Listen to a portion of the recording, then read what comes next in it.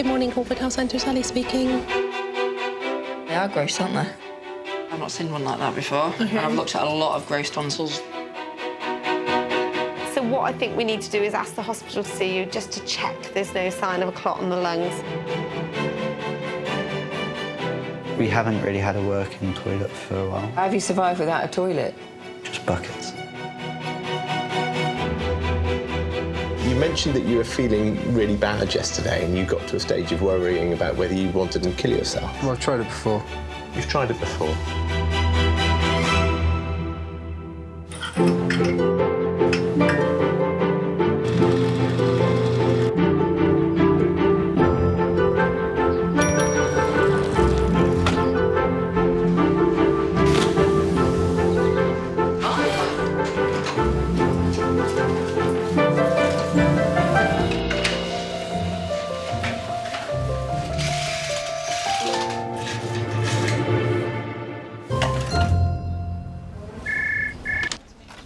Were you speaking? How can I help?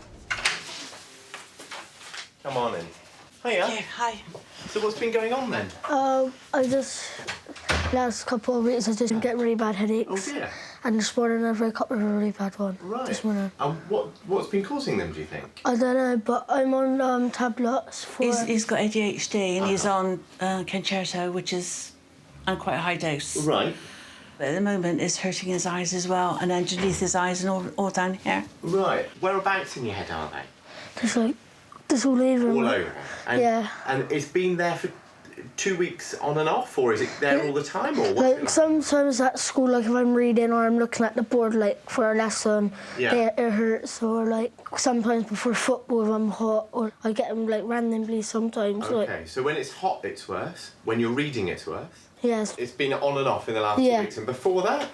You've had them for a while. I've had them for a while, since I've been on my tablets, but I don't know if it's my tablets or not. How long have you been on your tablets? A couple of years. Oh, I see. So you've actually had headache for a couple of years Yeah. linked to the tablets. It's just it's been worse in the last. It's worse, but the last fortnight has been really complaining a lot. Right then. So you're going to Nepal, is that Yeah, correct? Yeah. Okay, and going for 2 weeks. Yep. Volunteering, yeah. And what exactly are you going to be doing? I'm renovating a school. Oh, okay, Yeah. fantastic. So you said already that you need your tetanus and typhoid. Also hepatitis A, you need to be careful. So we'll quickly have a look through. It might be easy if you come round Okay. a little bit. So the hepatitis A is spread through food and water and shellfish, you see, and person-to-person contact. And then typhoid, food and drink again, tends to be food and drink and hygiene, personal hygiene. And rabies, obviously. Any stray animals resist the urge to stroke. Yeah. Even if you get a scratch or a bite, do go and get checked immediately. Make sure you're okay. You happy to have your injections today? Yeah. Allergic to anything? No. No chance of being pregnant? No. Not breastfeeding? No. Lovely. OK, we've checked all our safety questions. Yeah. You just need to take your coat off so I can put it in your arm. If you've got any queries or your things change, you can look on a website called Fit for Travel. Okay. It's like the sister site of what we looked at. Okay. So it's got the same maps and everything on there. Okay, All right. cool. So this is the hepatitis A, OK? Sharp scratch. There we go.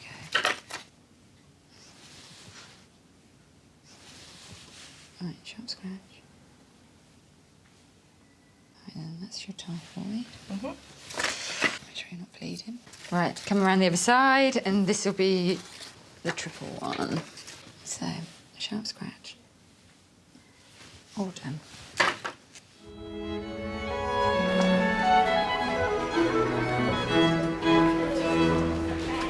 Have you got any other symptoms going on? No. No weakness or numbness? Your arms and legs are working normally? They're a bit achy today because I played football He was in yesterday. a tournament yesterday, Oh, all right. so Did he you played win? football all day. Oh, no. We lost Oh. in the quarterfinals. Oh, that's a shame. Never mind. Put your arms out like that. Close your eyes. Squeeze my fingers. Pull me towards you.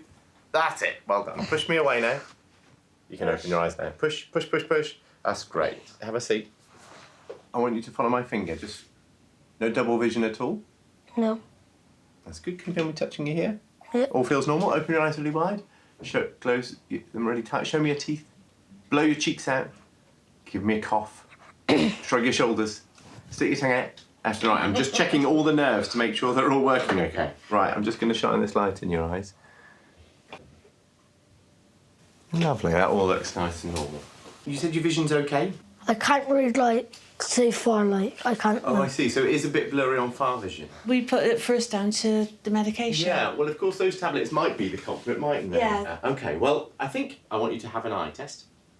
And I want to reassure you that examining you, it's all completely normal. Yeah. So I don't think that there's anything more serious going on underlying all of this. I think probably it will be that the eyes are the culprit and that's the trigger. Have you got any painkillers? Have you tried anything to help? Painkillers help.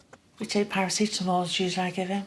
OK, because it may be worth trying some ibuprofen on top and we'll just see what that's doing and then I'm going to get you back in to see Dr Bolam next week. OK. But if things get worse, then we'll see you again. OK, well, I'll go and book his eye test now. Thank you ever so much. What did you say, Logan? Thank you. Good boy, bye.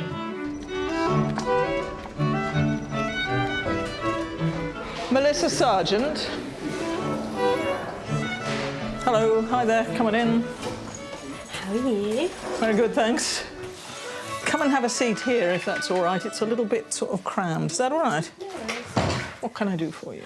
So basically, I have a IUD inserted. It's been in for about 2 years, but I've been getting really bad cramps and pain when I'm having like sex. I can feel it in the top of my like cervix, and my period's been ongoing for about 2 months now. So it was about a week ago that I started feeling pain there. Okay. What I wonder is, has it moved? Yeah. Has it come down a bit? Do you feel like it might have done? Is that what you had in mind? Anyway? Yeah, because I'm not sure what else could kind of... I'm normally really regular with my period. So what I'm going to do is see if it's sitting down in the neck of the womb. OK, sure. Not terribly pleasant, but it's not terrible. So I'm going to get you over lying on here, and you're going to need to take all your bottom things off, I'm afraid. But it's warm today, so that's not it's not a freezing day. So what I've got is the speculum, you know that thing they used to put it in, and I've also got some swabs, because sometimes funny bleeding can be caused by an infection. Yeah, okay. So I'll just check you for chlamydia whilst we're about it. Yeah. And if there's any discharge, I'll take this swab as well. So it's a couple of swabs. Oh, so bend your knees up for me. Is that all right? First thing I'm going to do is I'm just going to feel the womb and see how everything is in there. Are you sexually active at the moment? No. OK. Have you got a regular partner? Okay. Have you noticed any itching, soreness, discharge down below? Just use condoms all the way. Are you sexually active at the moment? Rarely. As much as you get a chance to. Yes, exactly.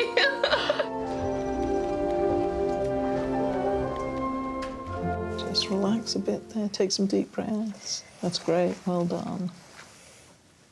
That's all. OK. How's that? Yeah, sorry.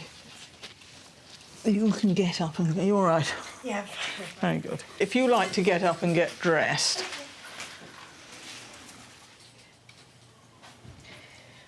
So, 2 possibilities, well, 3 actually, I suppose, that we have to think about. OK. One is that you got pregnant. I don't think this is likely to be the case with the coil in, and it's causing funny bleeding. So I think we should do a pregnancy test. OK. The next is that the coil has slipped. Yeah. And that actually we'll have to take it out. And then the third is that you've picked up an infection of some sort that's causing it all to be sore. OK. The question is really, are you sexually active? Yeah. Because if you are, and not using condoms, that is always a possibility. I've had the same boyfriend for, like, more than a year now. Yeah, so it's very unlikely. Yeah. The coil's a good option for Melissa because once it's fitted, it's sitting there doing its work without Melissa having to do anything about it. And this makes it much safer than other sorts of contraception, such as the pill that you have to remember to take every day, because however good you are at that, sometimes you're going to forget. The coil might not be for everyone. For example, if you have more than one sexual partner, you will be exposed to sexually transmitted diseases, and the coil can transmit those diseases up inside the uterus and into the tubes and increase your risks at a later date of infertility or of pelvic inflammatory disease. And then we're going to need to see you again in a couple of days' time, probably. Is that all right? Yeah, no, of course.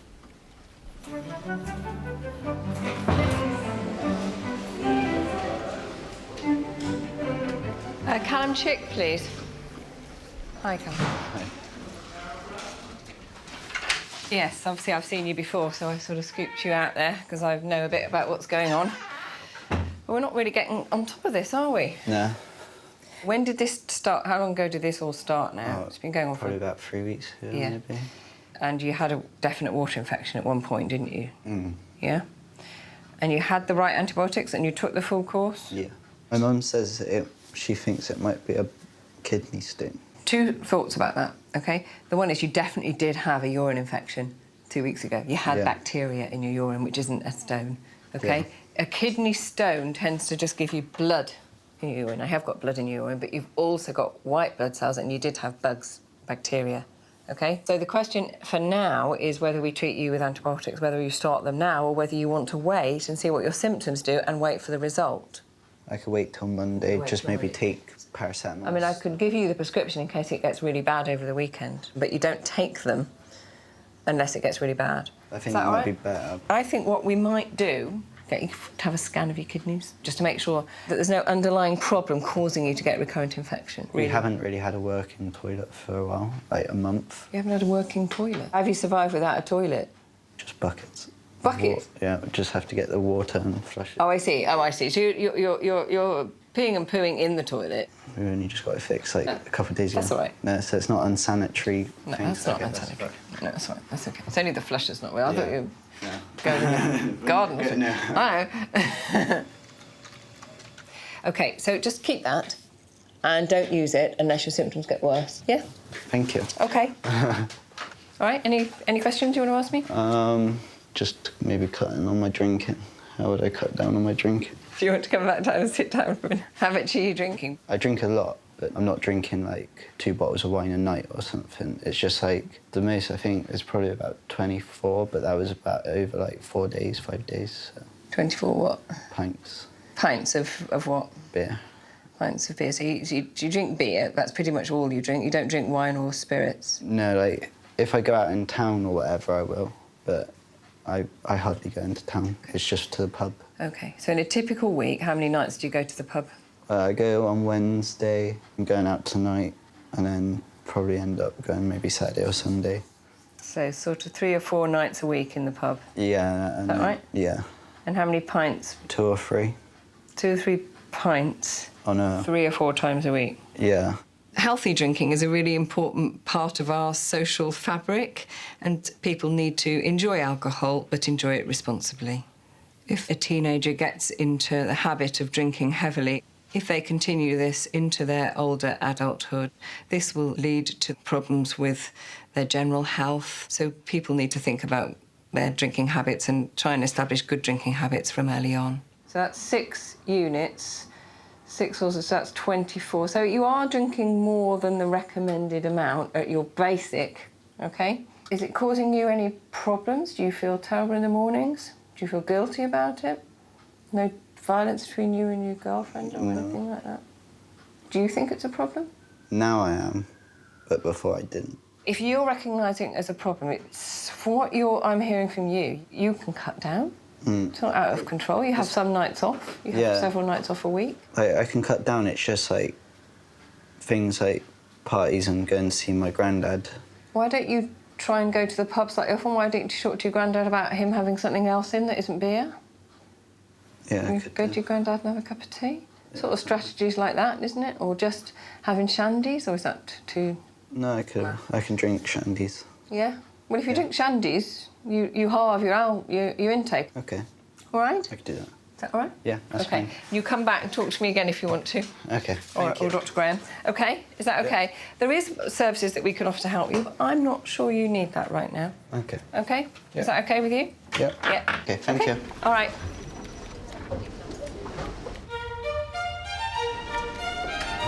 Good morning. I've got an appointment at 10 too. OK. Who are you seeing? I don't know. My mum made the appointment. Oh, right. OK. Is it a doctor or a nurse, do you know? I think a doctor. Doctor. And your name is? Francesca Clark. OK, let's have a look. Yeah, it's the duty doctor, Dr. McLaren. Okay. Yeah, I've booked you in, so if you take a seat, I'll call you in.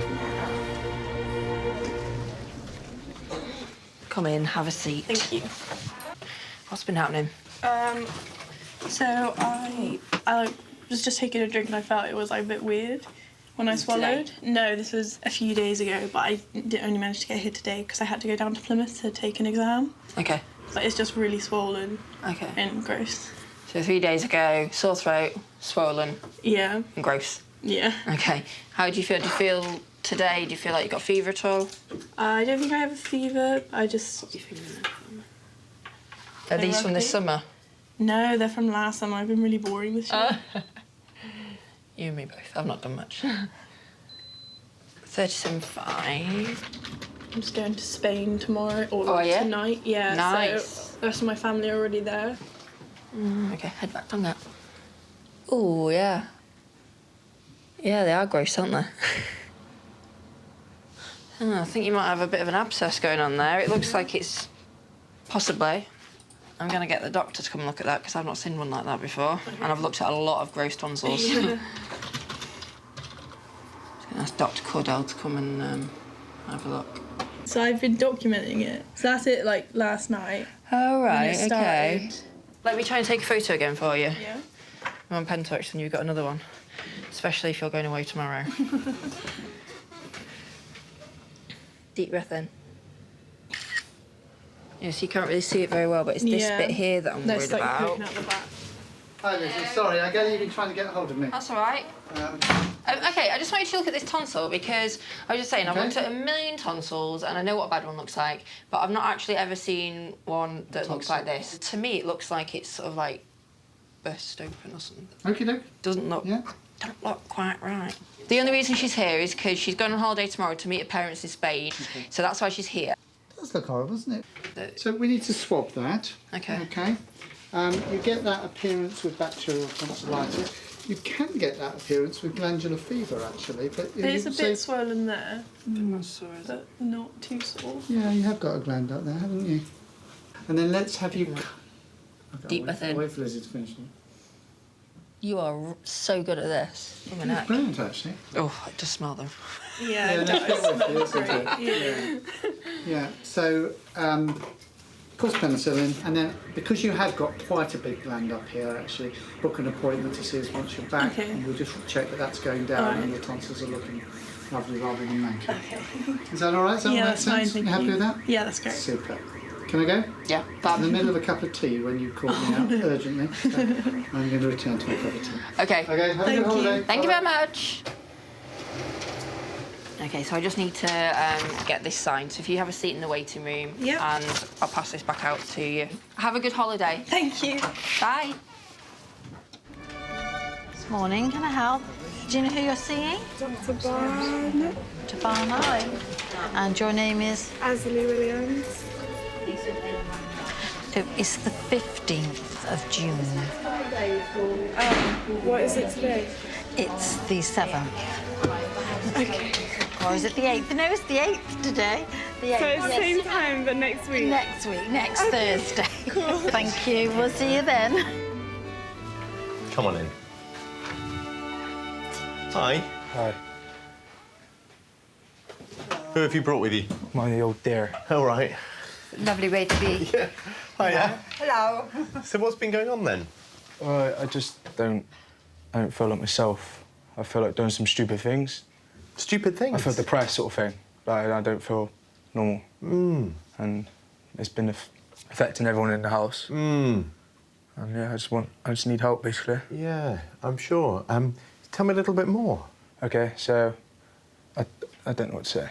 Like, It's been going on since you were 15, really, hasn't it? yeah. Okay. Especially with the anger issues. Yeah. So has anything changed? Has anything brought you down? I feel like in my house, I'm just not wanted by anyone. I'm just on my own, sort of thing. Like everyone's against me. I try to control my anger. As Mum said about like getting some wood and about gardening, get some nails, and just every time you get angry, just beat up the wood with some nails. Yeah. But that didn't even work because I get too angry and I black out, and then I just ended up punching it in my fists. I'm sorry to hear all of this. I just think about things over and over again. What sorts of things do you think about? Mum like don't love me. My dad, sisters. Are they the people that are at home with you? Who's at home? Yeah, so you're living at home at the moment. Yeah. And Are those thoughts about feeling low, are they there all the time, or are they just there at certain points? It's been there. It's there. Like, I do feel low. Something happened yesterday, and it's just completely like I didn't want to be here yesterday. I wanted to kill myself yesterday. Right. I didn't like. What happened yesterday? I might just explain it. It's not for me to explain.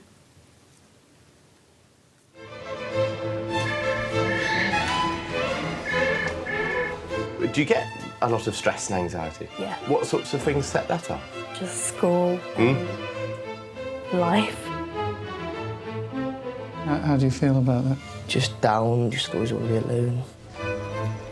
Would you like some help? I'd like to say yeah, but a part of me said no. Come on in, come and take a seat. Right. What's on your mind? I'm really stressed out and I get anxiety a lot because sometimes I just feel like life is always going against me and that everything is going wrong and that I feel powerless because I can't change anything. What year are you in? 7. Year 7. And everything okay in your sort of friendship groups and things like that? Yeah, friendship group's pretty good. It's just my home life, which is kind of like weird, I guess. Because I live with my mum and my stepdad and my sister and my autistic little brother, Dexter. And how do you find him? He's really nice, but he's quite hard to cope with sometimes because he's so high demanding. Okay. And I worry for like my mum and other people. And sometimes I feel like with their stress, they sort of don't mean to, but they bring it into the house. And there's people snap at each other. Yeah. There's been quite a lot of things going on at home. Really a lot, yeah. And you've had quite a lot to deal with, haven't you? Because there have been health issues in the family, which is adding to all of this. And that's what I think we need to also explore, is how your response to all of these other issues that have been going on. In terms of when you say that you feel a bit low or a bit anxious, have you self-harmed in any way at all or anything like that? No. But when I'm really upset and feel like I have no one to turn to, I think it's more the thought of disappearing and not being there rather than actually killing myself. And what's been really great is the way you've told me your symptoms. You're actually very clear in how you're feeling, what you need help with, and what we're all here to do is help support you. So counselling at school would be really helpful because that's somebody who sees you regularly in your environment, you know, on a regular basis. I can see if we can get back into having a few sessions via CAMS, but it's getting increasingly hard to get referrals in, but leave that with me. You might find it helpful to just keep a diary, a journal, and just write down your thoughts. What's made you happy? What's made you sad? And what can you do about it? It just helps to clear the thoughts a bit. Does that make sense? Yeah. I'd like to see you back in a couple of weeks and see how that diary's going and how you're feeling. That's cool. Thank you. Good. Nice to see you, Archie. Take you. care. Thank you. All right. Bye-bye for now.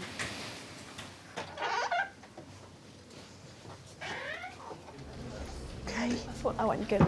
She's so lovely. I know. What happened yesterday?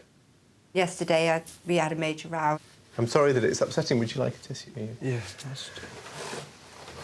So sometimes these things are really difficult to talk about, aren't they? Yeah. What, can you tell me more about what happened yesterday? You said that you didn't want to be here and that you were even thinking about harming or killing yourself. Yeah, it's just that I tried talking to people and like people just shout at me, and then again anger comes out, and I don't like being angry. Let's just start at the beginning in terms of the things to be worried about. You mentioned that you were feeling really bad yesterday and you got to a stage of worrying about whether you wanted to harm yourself. You said even kill yourself. Yeah. Are they thoughts that you've been having that we need to take seriously, or was that just something that happened yesterday and it's, you know, tell me more about that side of things. Well, I've tried it before.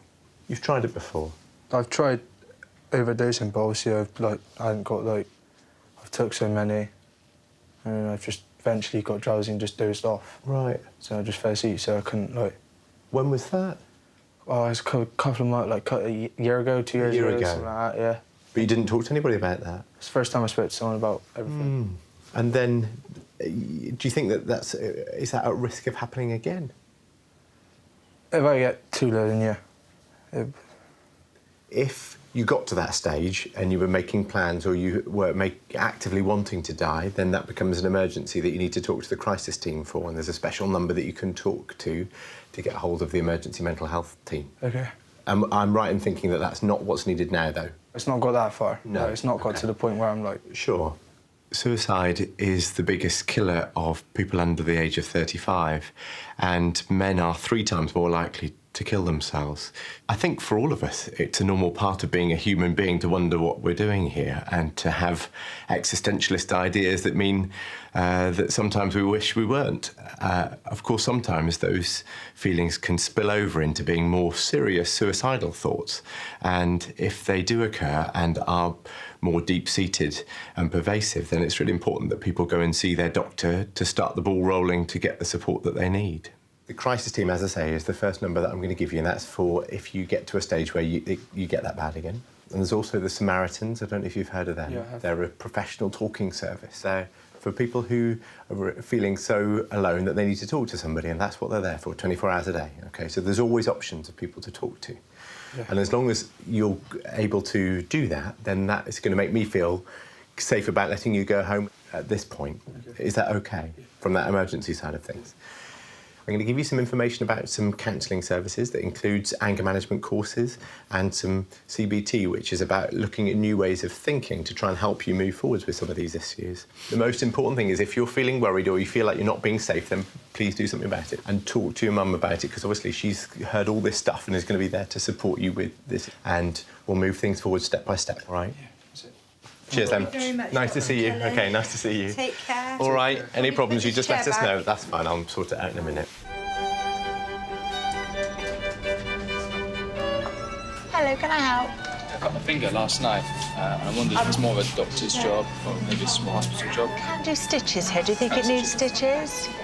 See, I'm not a medical professional. Do you know anything about this? No, I'm not medically trained either. No. I don't do blood, I don't do me. OK, I won't get out then. Do you want to pop into the treatment room? There's a reception in there, so the receptionist in there is probably more able to sort of to see whether you just need it dressed properly or whether you need to go to A&E. That's great. Can I just walk in? Yeah, just go in, all right?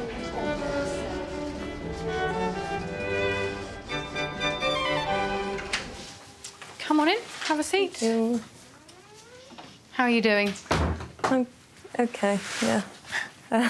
All right. The British Wellbeing Therapy rang me and said to talk to you about mood stabilisers. So you saw them, I think since then you've had some one-to-one, is that right? Or you haven't yet? I'm still on the list for the talking therapy. Yeah. But they can only help with the low moods. They can't help with the high moods. Right. So in general, GPs don't initiate mood stabilisers. You go and see a psychiatrist or a mental health practitioner to have a fuller assessment to see whether there is a diagnosis that would mean that you would benefit from a mood stabiliser. Do you know what kinds of diagnoses they're thinking of? They didn't really say. And how much of the time do you think it is the low mood that's the issue? It's kind of hard because if I'm... It's obviously like really, really low or it's really amazing, and when I get in that really good mood, I feel like I don't need any help at all, and I don't need anything. Yeah. But then when I go low, I think, why didn't I accept any help? And when you feel absolutely fine, and you know better than fine, can you describe it a bit? I'm either really irritable. I don't sleep. I feel like I have like 1,000 thoughts in my brain, but they're not like bad thoughts. Yeah. They're like really amazing thoughts, and I just feel really good about myself. I'm great, and I want to socialise constantly with people. Okay. Because normally I'm quite self-conscious. Like if I'm in a low mood, I'd be really self-conscious, have really low self-esteem. And how often does that switch? The low moods last longer. So they can last, they'll last longer than a week. So it'd be like more like 2 weeks. Sometimes I've had it like a month. And then the higher moods can last, I'd say about 2 weeks as well. Okay. And have you looked it up and thought about what this might be? I was thinking maybe bipolar. Okay. Well, what I suggest we do is I'll write a referral letter to the community mental health team to ask them to do an assessment to see whether they think you have got a diagnosis that would be suitable for you to go on a mood stabiliser, as the Bristol Wellbeing Therapy Service have suggested. And I think whilst you're waiting for that appointment, it would be a good idea for you to write a diary of how your moods are, because it's quite useful, I think, for them to see how much it fluctuates. Yeah. Okay? Yeah. And you could also write down some of the thoughts you've got, okay? Okay. Whether they be low thoughts or high thoughts, yeah? And then that will give them a really good picture when you go to see them, okay? Yeah. You know, it may well be that both you and the Bristol Wellbeing Therapy Service are right and that you would benefit from a mood stabiliser. What are your views about going on a medication? I've always been really against it, but I think recently when I've been in a low mood, I've sort of been like, it's not a way to live. Like, if I could help myself to just be stable, then I would prefer that. Yeah, okay. So, so I'll get on with that. Okay, thank you very much. That's all right.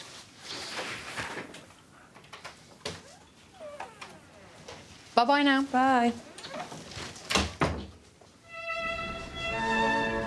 I got an appointment at 4:15. 4:15? Yeah.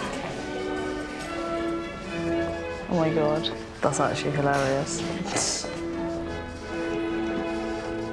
Right, fall, accidental, fell off bike yesterday, large wound on the right above your hip.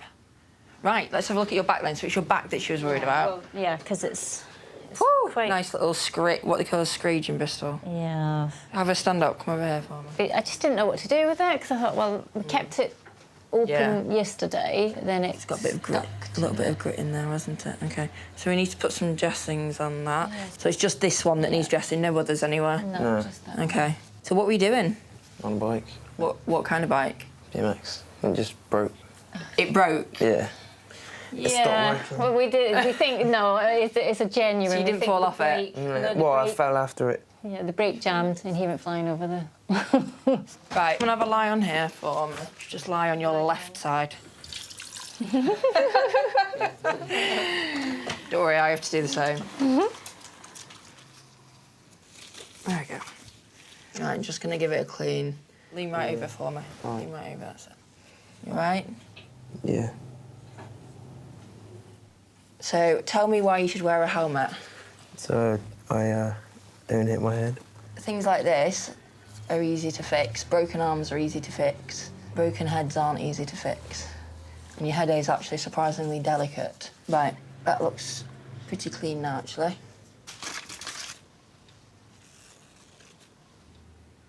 It's like this magical silicone dressing, and it basically just keeps it moist and stops the air getting to the top area of the damaged skin, so that then the skin heals from underneath upwards. Help with this. Yeah, are you able to just pull them down for me slightly? Trying to get this so that it covers the whole thing. This is going to look far more dramatic than it is, isn't it? People will be thinking you've, like, ripped yourself open or something. Right, and then we'll put a waterproof one over that so that you can have a shower. And this bit.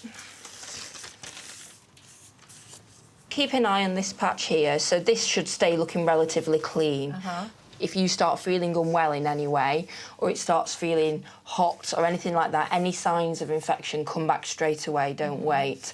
But otherwise, leave this on for a week, come back, we'll take it off, see how it's doing, and then probably put a new one on again. There you go. Sure. Sorted. Cheers. Yeah, does it feel all right? All right. Cheers. Lovely. Thank you very much. See you later. Bye. Have a good day.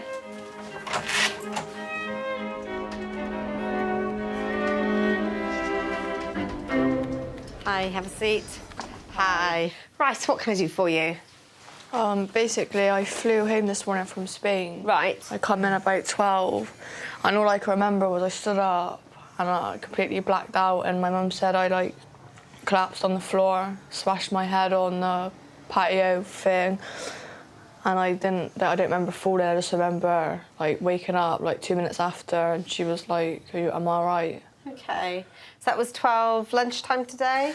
That was kind of when, no, it probably would have been more around 2 o'clock that it actually happened. Okay, and how have you been? You've been in Spain, yeah? And have you been eating and drinking normally? I ate on the plane. Yeah. And I've drank, yeah. So, Yeah. Fine. Okay. And have you drunk much alcohol when you've been away?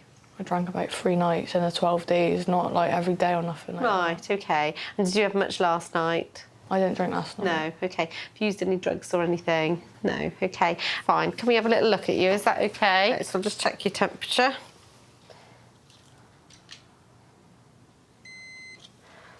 That's okay. Can I pop this on?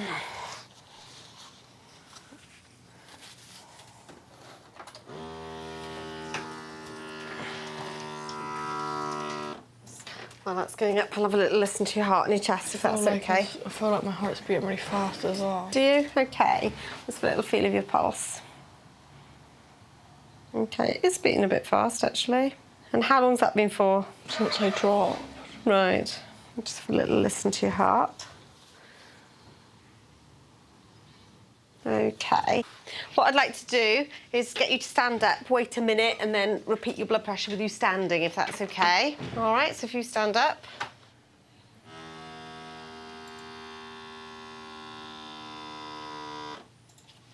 Okay, that's okay. I'll sit back down now. Yeah. Okay. Your heart rate is still quite fast. So what I'd like to do is get an ECG, a heart tracing. So if you go and have a seat in the waiting room, I'll ask one of the nurses to do that for me, and then we'll review the ECG and see where we'll go from there.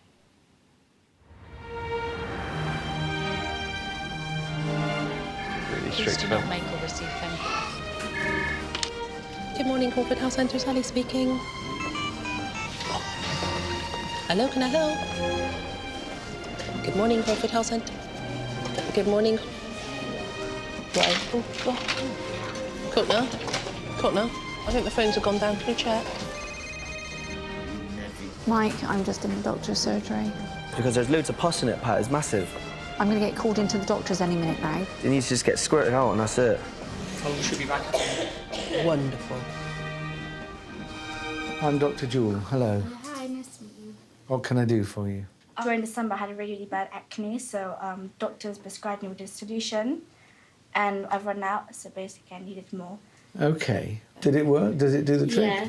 So you're happy with that? Yeah. And all you want is for me to re-prescribe it? Okay. Somebody's looking after your diabetes, and is it well controlled and you're on top of it and Yeah. you know what to do? How long have you had that for? I think since year 9, so around about 2012. You cope with the restrictions and everything? Kind of. You have to live with it. You have to live with it as best you can. So what about the PCOS? The doctors weren't sure if I was being diagnosed with it or not because they were unclear during my scans, and then they didn't really say much about it after that, so I just stopped. So I just assumed that I don't have it. But unfortunately, they think you have. Yeah. Do you understand what it is? Not really. No, neither do I. I kind of have a... Nobody knows what it is. We know some of the effects of it, but nobody knows quite what the underlying problem is for PCOS. It contributes maybe to you being a bit overweight, which makes the diabetes more troublesome, I guess. And it makes your periods be a bit irregular. Now, we don't mind your periods being irregular and scanty. Do you? Not really, no. Good. It's associated with a problem of fertility. Oh, yeah, I kind of had an idea of that. So do you have any feelings about that? Kind of. Well, not now, obviously, but... yeah, I do. No, but I mean, it might be something that you worry about in the future. There's no way of telling you whether that's one of the effects for you or not. The only way you find out whether you're fertile or not is by trying to conceive. And you're obviously not doing that for the moment. You don't do anything until you either get pregnant. Until you get a pregnancy, great, or until you say, look, I'm struggling to get pregnant. Up till that time, you just let it go. So that was easy. I don't have to do anything to prescribe you some stuff for your face. Is that all right? Yeah, that was basically it.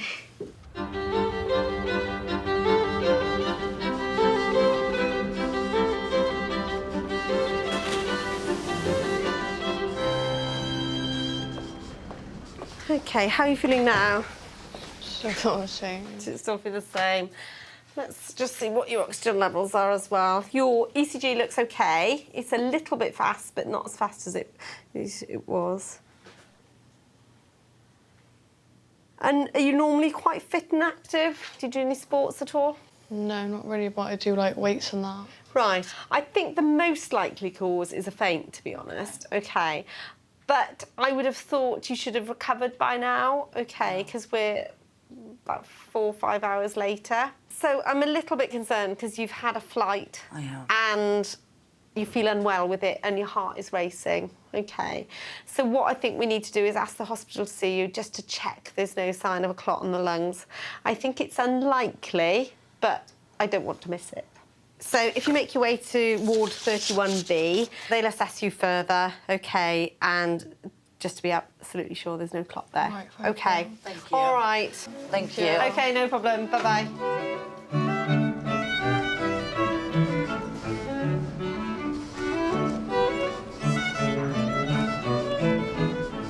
Right, Oliver, insect bite. Where's that then?